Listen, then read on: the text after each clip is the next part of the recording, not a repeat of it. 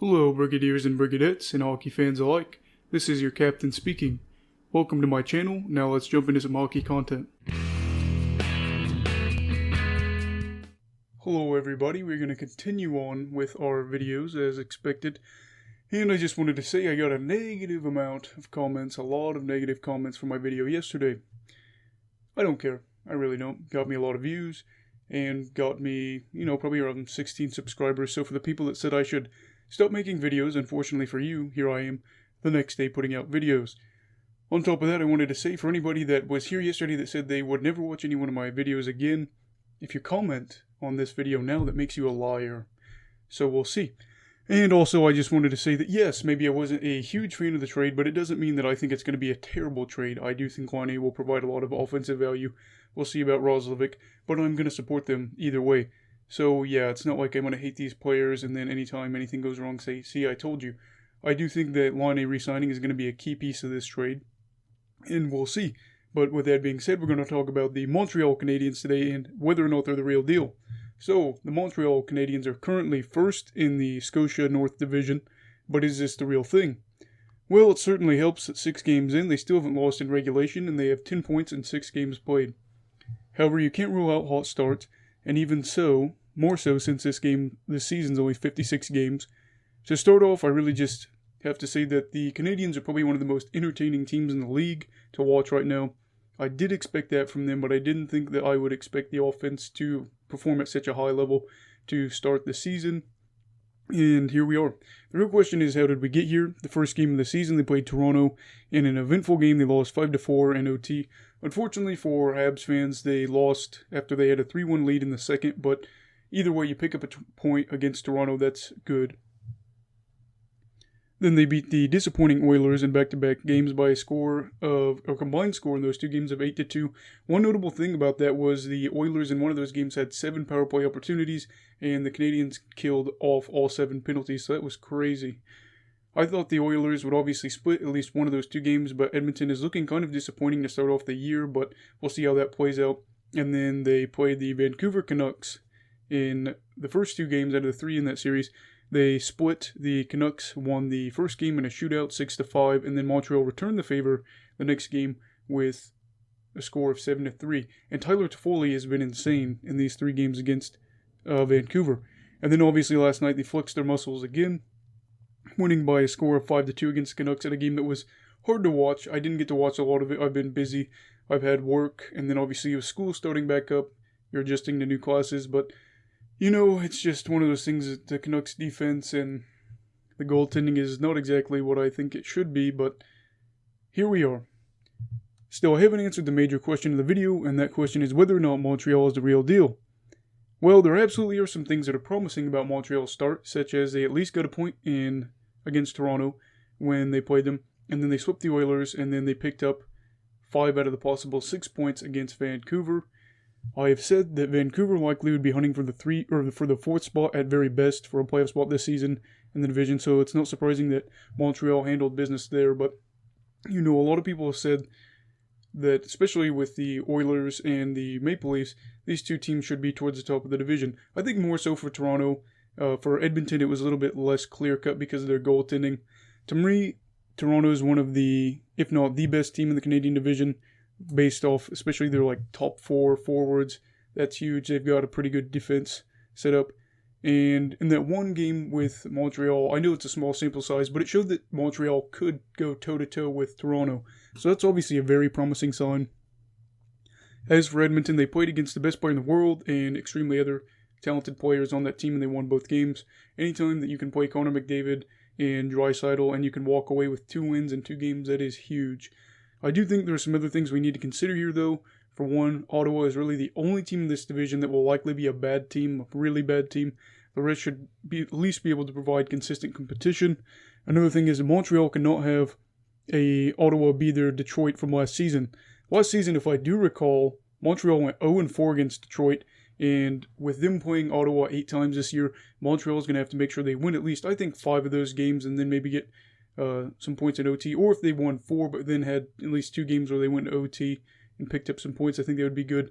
But they cannot afford to have a losing record against Ottawa if they want to be at least in that top 3 guaranteed in the division. Now, I want to see how they play against Calgary and Winnipeg, and I think we'll get a good idea of what Montreal looks like with that. I think, in my eyes, Toronto, Montreal, Calgary, in no specific order, will probably be top 3 in the division.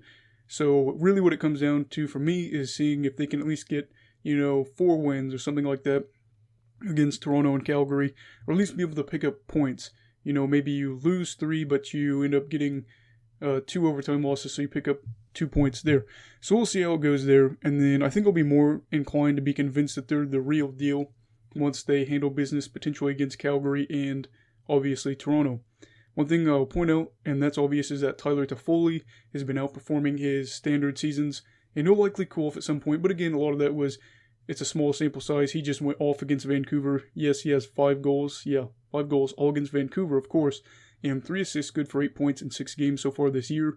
He is averaging 1.3 repeating points per game, and his previous high for points per game is around 0.7. So I think it's fair to assume that Toffoli will lower more towards that average, although that would be really the most Vancouver thing ever, to let him leave and then him go off for over a point per game. Also, Josh Anderson is a player that's been extremely lucky and outperformed his expected goal totals this year at this point, so that's something to keep an eye on. But Josh Anderson has a potential to at least provide 25 plus goals. He's done that once before. I don't know if he'll be a 30 plus goal scorer ever, but we've seen some flashes from Josh. And then finally, Nick Suzuki is also outperforming his expectations. He has 2 goals for 6 points in 6 games played, but I see that as a positive thing. Younger players outperforming their expected goals for is a sign that they're starting to hit a potential peak, or that they're, building up to that peak and they're growing. And Suzuki is just outperforming statistically on both ends of the ice. And I think that's the most impressive, is how he's out shooting other teams when he's on the ice. If Suzuki plays all 60 minutes, the Canadiens would outshoot their opposing teams 44-24. That is insane. Now, this isn't to say any of this outperforming by Montreal is their fault when it comes to outperforming or out exceeding your expected goals total. It's just the opposite. It's a good thing that you're outperforming those expectations. And as long as it's goals for, if you're outperforming your goals allowed, that's not a good thing usually, because you're allowing more goals than you're expected. They played Toronto, who's obviously still learning to gel defensively with Brody. And Edmonton looks like it'll probably be one of the worst defensive teams in the league potentially. Vancouver will definitely be towards that end, where it probably will be one of the worst teams defensively, and they have some goaltending issues they're going to have to work out. Now, there are some things that I do think the Canadiens are going to have to do better, though. The PK is one of them. Montreal has a PK of 78.6%, and that would put them... That would put them at 20th last season. I wouldn't commit to that entirely, as they gave up 3 power play goals to the Canucks a few nights back, and really, I just don't know. The sample size is too small right now to say, oh, the penalty kill is bad. Also, Montreal has to stay off the penalty kill just in general. I know that it's cliche, but, if you're towards the top of the league in time spent killing penalties, one of those things that's going to happen is you're going to give up more scoring chances, more high danger chances, and that's what's happening with Montreal. Defensively, this team just has got to work on some things in order to get better. They allow the 6th highest scoring chance allowed in the league, so they're giving up a lot of scoring chances, while also allowing the 15th most high danger chances against. Again, I know it's a small sample size, but we have to keep looking at this and saying, especially for Montreal, they have to say, what can we do to get better? Carey Price turning it around would be good too, but I don't attribute that all to him. As like I said earlier in the video, this team's got to work on some things defensively. However, if they take less penalties and are just better defensively in general, score at their average rates, honestly, and have Carey Price round into his form where he can be a top 5 goalie, absolutely, the Canadiens will be a dark horse in the playoffs, and that's what I've been saying since the offseason. I think they could absolutely be a dark horse. I think this team definitely will finish top 3 in the division if they keep it up, everybody keeps performing. Even at their standard rates, I think they should be top 3. And, maybe they'll give some players some rest if they perform well and get ready for the playoffs, especially Price. Maybe he could be fresh. Who knows? Hopefully Montreal can turn it around and get red hot for the playoffs if you're a Montreal fan. Montreal fans and fans in general, let me know what you think. Are the Canadiens a real deal? I don't know. We'll see, but I definitely think they're a dark horse. Everybody stay safe, have a great day, and stay away from COVID.